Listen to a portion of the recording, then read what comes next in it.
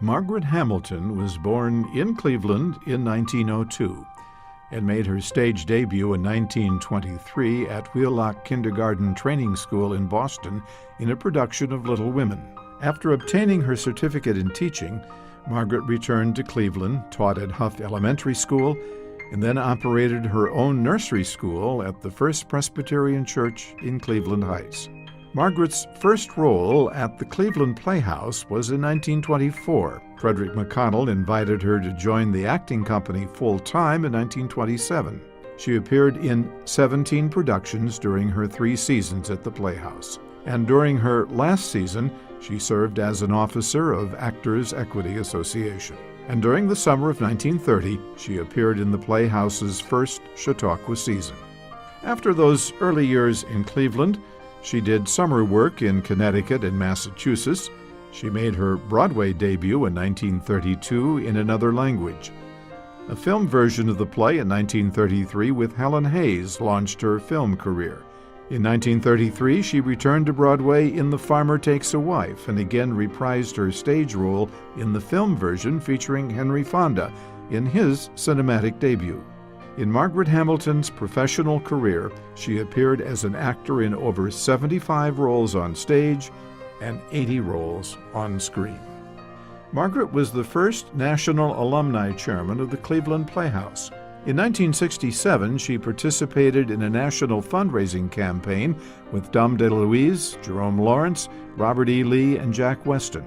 Later, Margaret was an honorary trustee of the Playhouse and was the recipient of the 1977 State of Ohio Governor's Award. She participated in many volunteer activities and was generous in giving to children's organizations.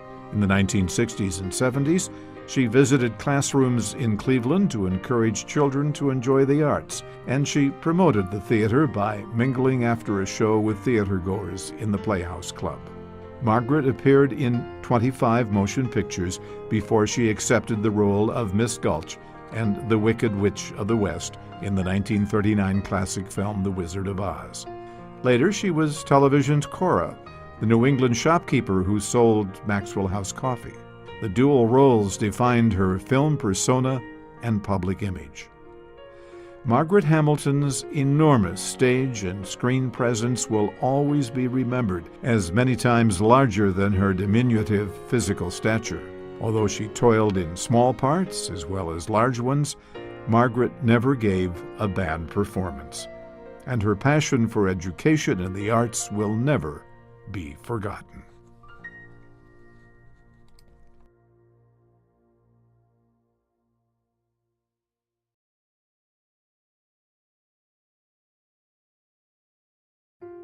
A mainstay of the company for nearly 4 decades, Kirk Willis epitomized the intelligence, versatility, and energy required of ensemble actors at the time the Cleveland Playhouse was establishing and securing its national reputation.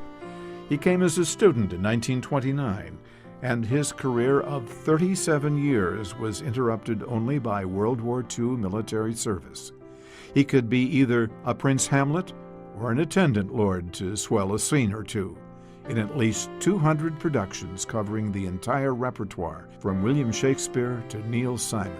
His name is in the programs of several world premieres, and he appeared in the first Euclid 77th Street Theater production.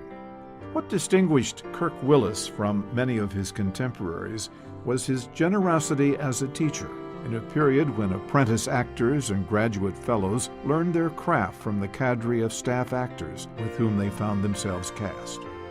Working with him was an interactive learning experience rather than a mere observation opportunity. The measure of his attainment is the confidence that Frederick McConnell and K. Elmo Lowe showed in 1940 by giving him a directing assignment. He continued to act as his directing assignments increased, becoming resident director of the Playhouse Summer Program at the Chautauqua Institution. Others who began their careers at the Cleveland Playhouse and later achieved acclaim on Broadway or in Hollywood are often cited as proof of the theater's exemplary record of developing talent that has entertained millions on stage, film, radio, and television. not to recognize the role that Kirk Willis played alongside McConnell and Lowe in that success is to deny a prophet honor in his own land.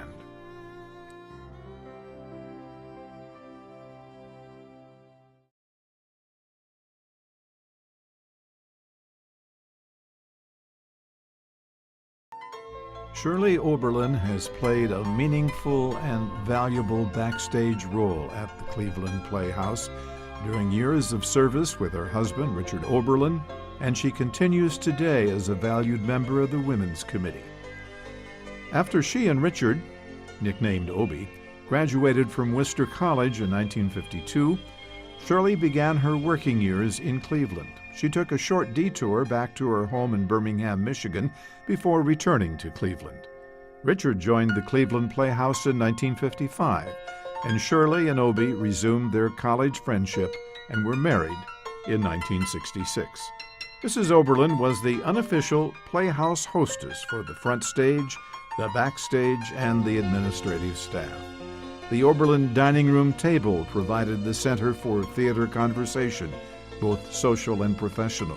Shirley even lent her skills while the Playhouse was at Chautauqua. She did the payroll. After her retirement from Smith Kramer in 1991, Shirley became active with the Cleveland Playhouse Women's Committee. She's on their board and has provided Saturday night suppers for the cast and crew, obtained food for the new casts at the meet and greets. Shirley was co-chair of the Shaw Festival Tours sponsored by the Women's Committee, joining Elijah Ford at 4 a.m. in the Rotunda as they waited for the bus and the participants to arrive. She has been a linchpin for all casts and crews that have played a part in the history of the Cleveland Playhouse. Shirley continues today as the contact person for the former company members, as well as other actors and crew members as they seek news about the Playhouse.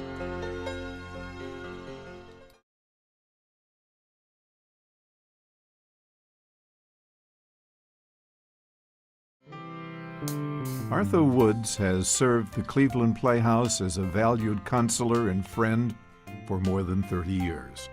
As a Cleveland City Council member from 1977 to 1989, her ward included both the Cleveland Playhouse and Caramoo House. Before, during, and after her Playhouse board tenure, she advanced our liaison with the Fairfax neighborhood and provided guidance in government relations during the time of the planning, building, and opening of the Playhouse expansion into the Sears Building and Bolton Theater. Miss Woods was also especially effective in addressing both perceptions and realities of public safety problems that concerned the entire community and threatened attendance at all East Side cultural institutions. While on the Cleveland Playhouse board, she was a regular participant at meetings and events in support of the theater. Her involvement symbolized a long professional and civic career that included many first-time achievements for African American women, among them manager of public relations for the Ohio Bell Telephone Company and presidency of the Modeling Association of America. She became clerk of Cleveland City Council for 9 years in 1990. Her experience added dimensions to our deliberations. Her courage and character gave reassurance during a time of challenge.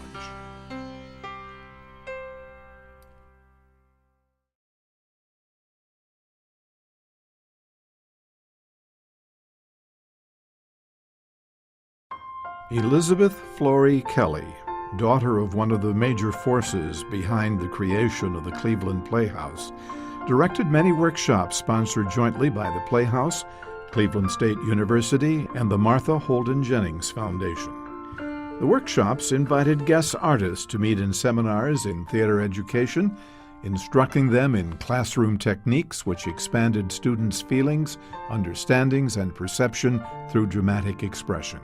The workshops had an annual participation of some 750 teachers from over 60 districts in the Cleveland area. Elizabeth juggled acting and teaching and eventually molded both careers into theater educational programs for children at both Laurel and Shaker Heights High Schools and playwriting at Western Reserve University. Her association with the Cleveland Playhouse dates back to 1935, and her work with Essie Mullen, founder of the Curtain Pullers Theater program. She served as both an apprentice and professional in the Playhouse Acting Company, as well as assisting in the Children's Theater program. She was a longtime member of the Cleveland Playhouse Board of Trustees, the Women's Committee, and in later years, the Advisory Council. Her passion for the education of children and the perpetuation of the theater experience for underserved children resulted in the establishment of the Alex Haley Elizabeth Flory Keller Scholarship Fund. Students from the Cleveland Public School system were provided the financial support to attend classes at the Playhouse. Her book about the use of the arts in education, The Lamplighter, was her final way of passing on to teachers the conviction to which she devoted her life, that art matters.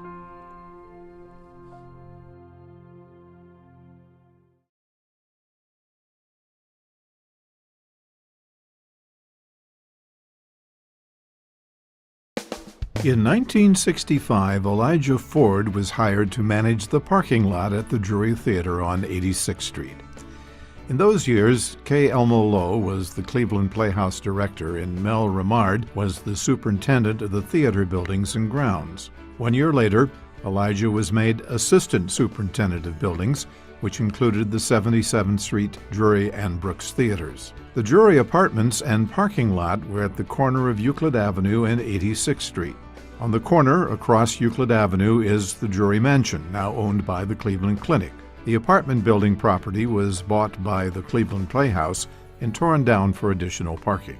4 years later, Mel Remard retired, and Elijah became superintendent. He, his wife Nora, and their 6 children lived for 10 years in a house on 86th Street, across from the theater. In the 1968 riots, the National Guard was posted on the roof of the Drury to monitor the area. Elijah joined them to be sure that the Playhouse would be safe.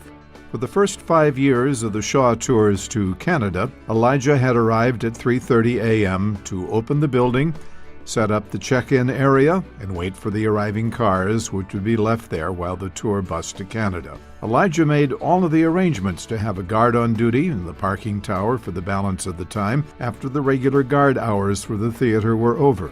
This was just one extra job that he assumed in addition to his regular duties. Multiply this by endless requests and events over 45 years, and one can only begin to realize the impact of his activities under his able direction. He is truly a dedicated and valuable gentleman.